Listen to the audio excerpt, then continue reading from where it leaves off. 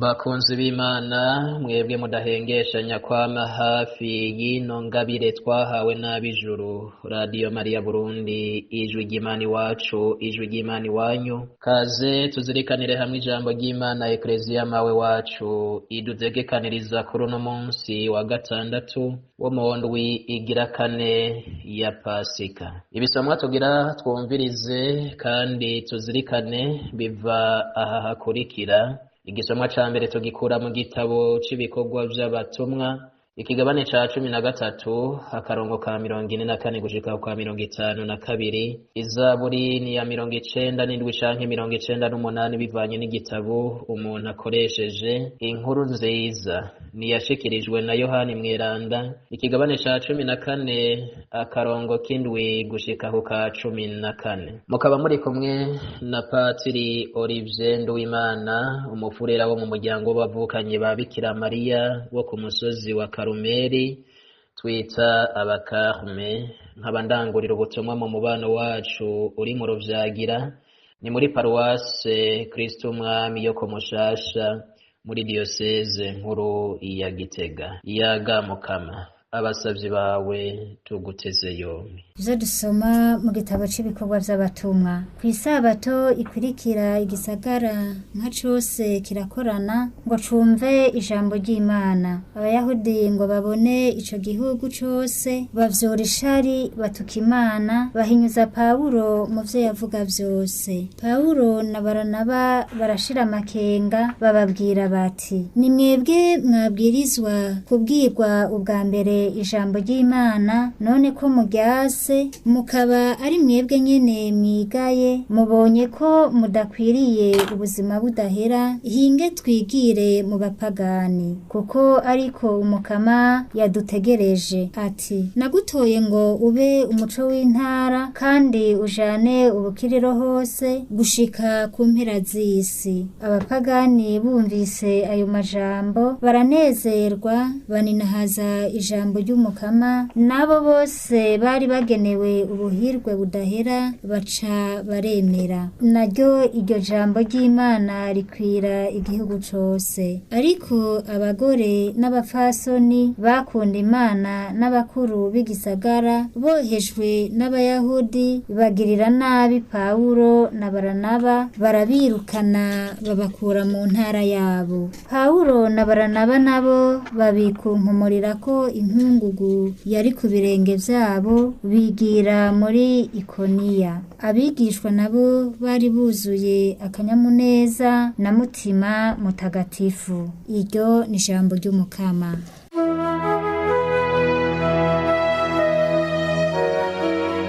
Isi yose yariboneye wa mukiza Imana yaduhaye. Isi yose yariboneye wa mukiza Imana yaduhaye. Zinira Umukama akavyino gashasha, kuko yakoze ibitangaza. Urukiza turukesha we, ruva mu kuryo kwiwe kweranda. Isi yose yariboneye wa mukiza Imana yaduhaye. Umukama yaramenyesheje intara z'amahanga yuko ari wakiza kandi yuko ari we ntungane.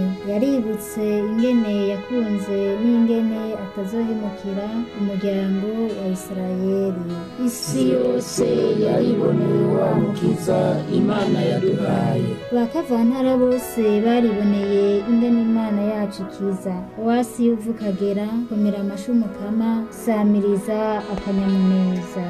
Isi yose yariboneye wa mukiza Imana yaduhaye.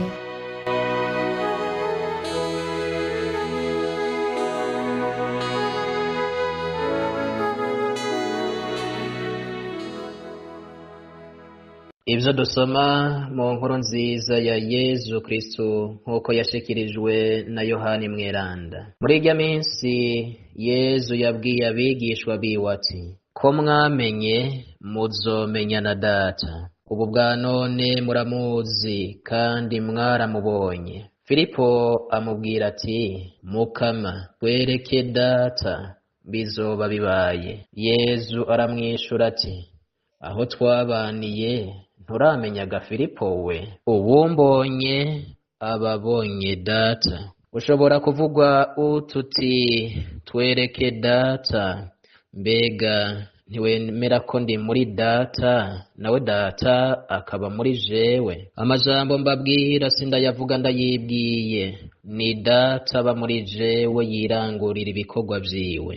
Nukuri nyemere, jewe ndi muri data nawe data akaba muri jewe, canke nimupfume muvyemera kubw'ibi bikorwa nyene. Nukuri ndabibabwiye, uwunyemera azokora nawe nyene ibikorwa nkora, ndetse azokora n'ibiruta, kuko ngiye kwa data nkaba nzogira ivyo muzosaba kw'izina ryanje vyose, kugira ngo data aninahazwe muri mwana. Nimwagira ico musaba kw'izina ryanje nzogikora. Dushemeze ijambo ry'Umukama.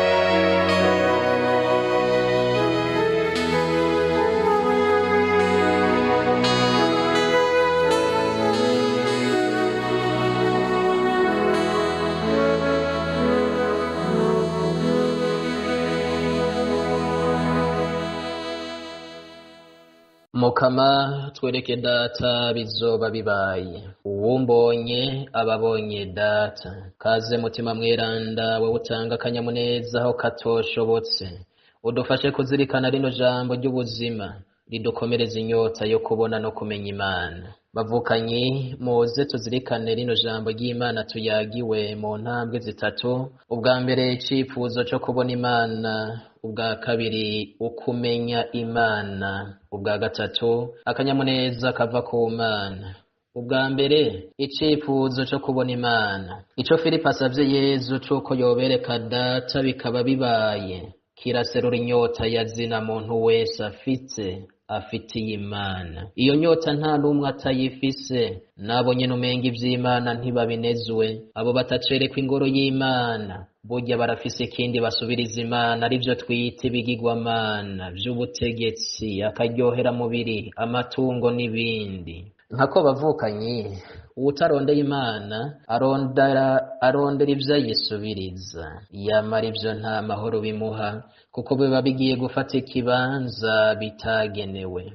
Hari n'ababironka ariko bakabura amahoro kandi babifise, bakabura akanyamuneza kuzuye. Nkako naho bironka uno munsi, inyota ubu bifitiye bukeye ibiruta iya mbere. Augustino mweranda yari yaragerageje kuronderera hanze icomara inyota umutima wiwe, ariko yasanze atahandi amahoro ava atari mu Mana. Agira ati, Mukama umuntu wamuremye umwiremera, kandi umutima wiwe nta handi ushobora gutekanira atari muri wewe. Hari abantu bashobora mbere no kwiyahura, kandi bakiyahura bari bafise vyose, bafise bisayangana. Kumbura umukene nyarucari, umukene umwe yahora yibaza ati urya mutunzi wewe yarashikiriye ubwami bw'ijuru kubera abona umengo ntacabuze, agaheza agatangara ati none urya yihoye iki na jewe nkihari. Hari agakuru k'umugabo w'umutunzi yari mu modoka nziza cane,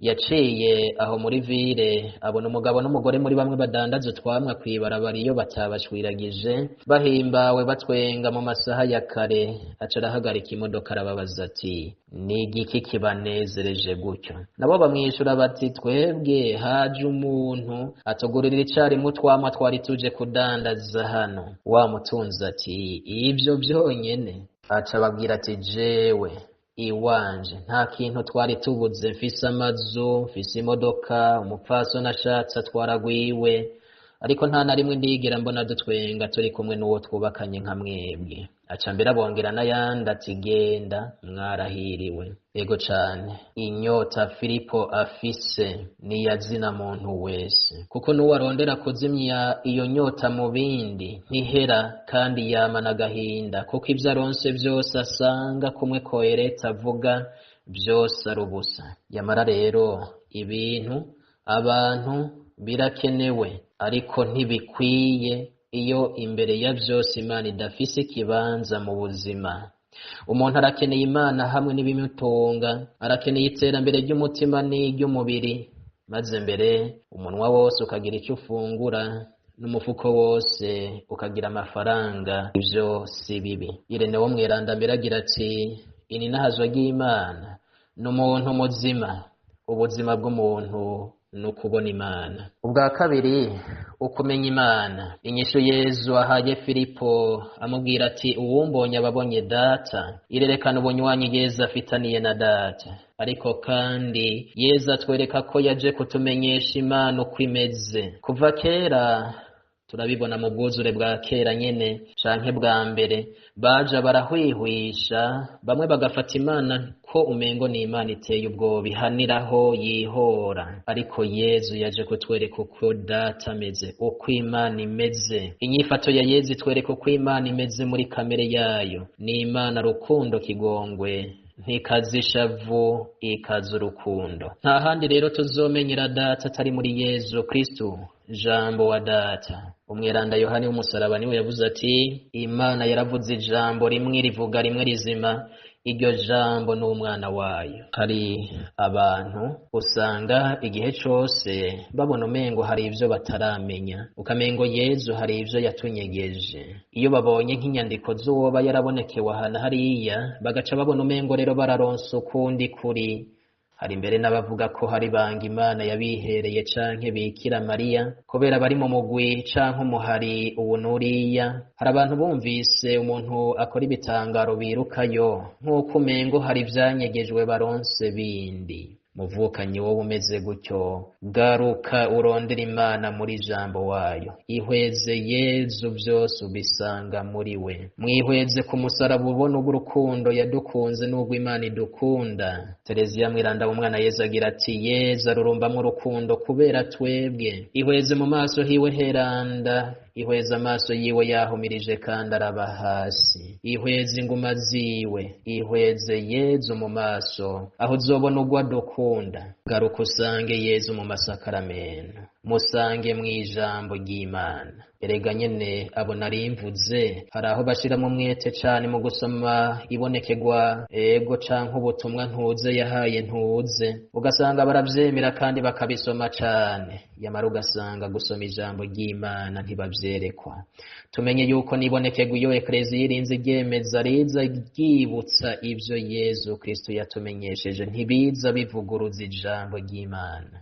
Ikibazo ca Filipo kandi n'inyishu ya Yezu biratwereka ko kumenya Yezu atari ukumumenya bisanzwe. Filipo yarazi Yezu, barabanye ariko ntamuzi vy'ukuri. Ukumenya Yezu bigera kure, bisaba kugira ubunywanyi bwimbitse nawe no kugendera ku vyo atwigisha. Shobora kuba ndi patiri, mbere mfise n'impapuro nyinshi z'ivyo nanonosoye. Shobora kuba nihebeye Imana ndi furera mama. Shobora kuba ndi umukirisu mbere wa kera canke ari imbere y'abandi, ariko ugasanga ndamuzi mu byo nize gusa kandi nkamwigisha n'abandi, ariko ingendo yanje yerekana ko ntamuzi.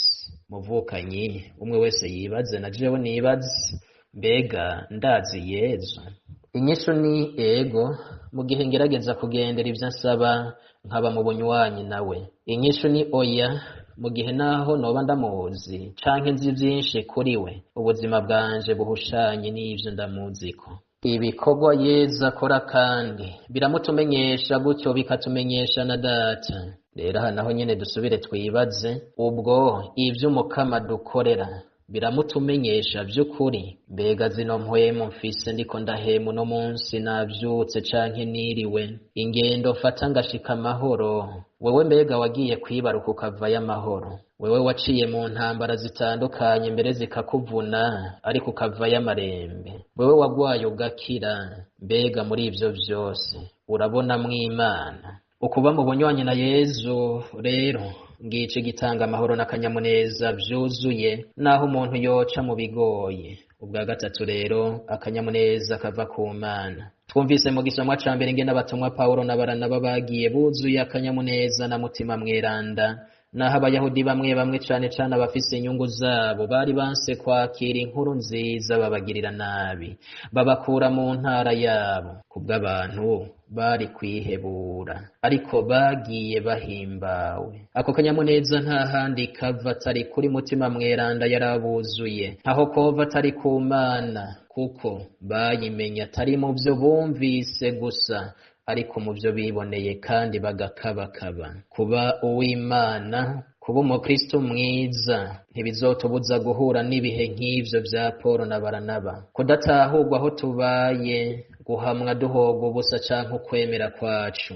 Nk'akarorero, hari abahamwa aho babaye canke batse indaro kuko banse gusengera mw'idini ry'ababahaye indaro. Hari ababura akazi canke bakabirukana muriko kuko banse guhemuka, n'ibindi n'ibindi. Ariko wizigiye Imana uzobicamwo ufise akanyamuneza, mbere abantu bakwita akazeze kuko batazi aho ibanga ryawe riri. Isi tubwira ati nzogira akanyamuneza ingorane zose nizahera. Imana ikakubwira iti nzoguha akanyamuneza no mu ngorane nyene kuko ndi kumwe nawe. Nivyo Pawulo Mweranda yahavuye avuga mu nyuma yandikira Abanyekorenti ati umwizero ndabafitiye ni mwinshi cane, iteka mu ntera ni ryinshi gose, uruhoza ruranyuzuye, akanyamuneza karansya no mu bitugora vyose. Mbere Imana irashoboye no kwandika ibigororotse ku mirongo igoramye, igakura iciza mu kibi nk'uko tubibonye. Abari bagenewe urukiza ubwa mbere, abayahudi baranse kwemera, babatumwa baciye baja hehe? Baciye baja kurushikiriza abanyamahanga.